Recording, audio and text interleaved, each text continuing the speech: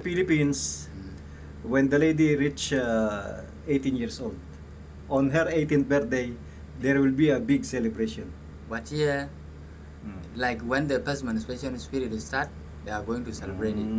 Even though the parent, the family, they are four, they are still try their best to contribute something so that they are going to honor the child.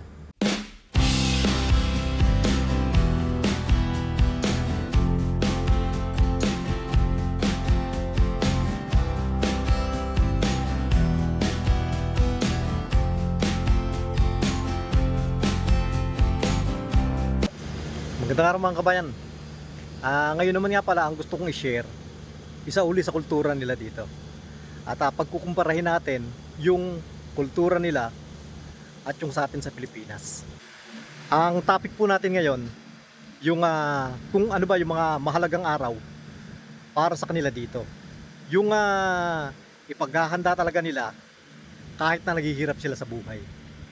Ang tinutukoy ko nga pala, puwera yung mga Pasko at Bagong Taon. Hindi yon, yung mga personal. Sa atin, magmula sa pagkabata, ang pinaghahandaan natin yung sa bata yung binyag. Pagkatapos ng binyag, taon-taon yung birthday. At kung babae naman, yung 18th birthday, napakahalaga yan sa mga babae.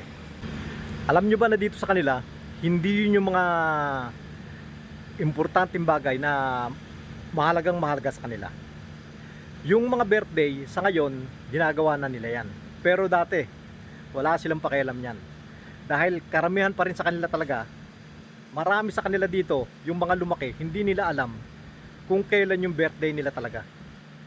Ngayon pa lang medyo nauuso yan sa mga kabataan. Pero dati talaga, marami sa kanila, hindi nila alam yung birthday nila mismo. Karamihan sa kanila, ang mga nakalagay sa ID nila, national ID, ang mga birthday nila, January 1st.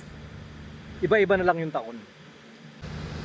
Kaya malamang meron nang nag-iisip niyan kung ano ba yung napakahalagang araw dito, lalo na sa mga babae. Dito pala sa kanila, ang napakahalagang oras para sa isang babae, yung unang araw na magkakaroon siya ng monthly period. Kahit nahirap sila sa buhay, gagawa ng paraan ng magulang niyan para makapaghanda sila, para magkaroon ng selebrasyon. One time you told me about the here about the girls. Yes. When they have their The past menstruation period, yeah. Like here, when the menstruation period of a girl start, the first one, it is that she's they are going to have a party. Yes. Like that. Yes, when the girl menstruation period of the girl comes, she's going to consult her mom, her mother, so that the mother will go and tell her husband, so that the husband will go and buy like a bull, so that the bull will be slaughtered for a celebration. For celebration. Because the first menstruation period is differentiate with the young people. And those people who want to marry, they will come and they know that this girl is already Already a woman. This is why What do about that you one. guys? That one, there's nothing like that in the Philippines. Why? It's just normal. But when the girl have The her first- first monthly period, they will just give her like Pampers. napkin. Just like that. So not like here, huh?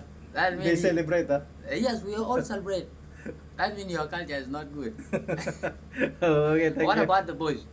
About the boys, no, they're in the Philippines. You know the circumcision. Yes.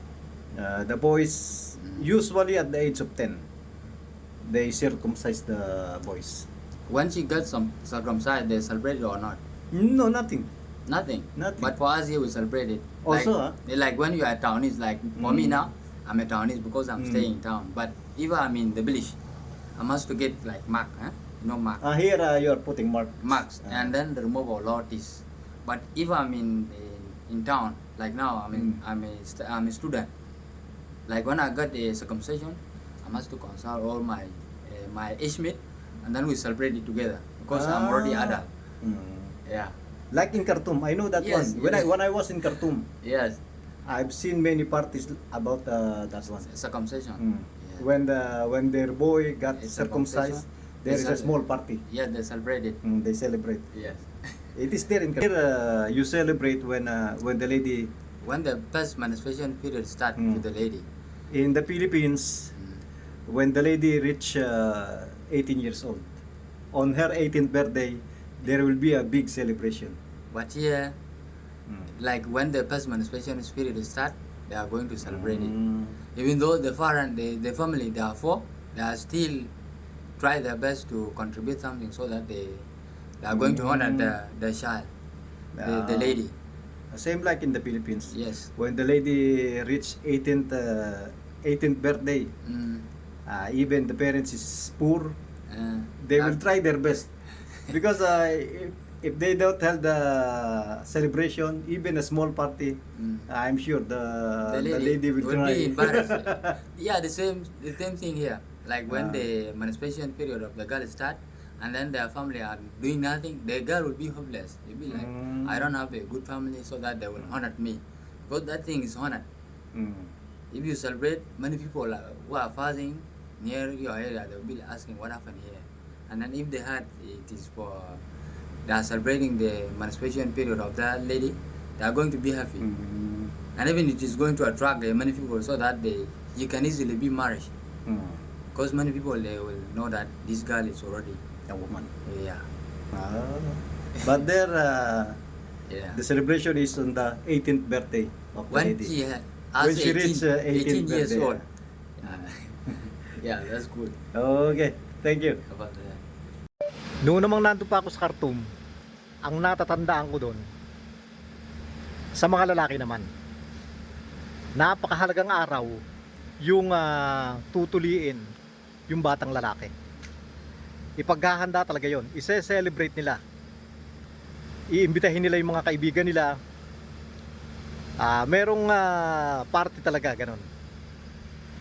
At yung batang lalaki na bagong tuli, nandun sa isang kwarto. Lahat ng mga bisita, papapasukin nila doon sa kwarto. At ipapakita nila yung bata na bagong tuli. Pero hindi papakita yung basta't nakatakip lang na pagmamalaki nila na ayan yung anak ko, tuli na yan. Ganon doon sa kanila. Hindi dito sa South Sudan. Doon yun sa Sudan. Ibang-iba kaysa sa atin.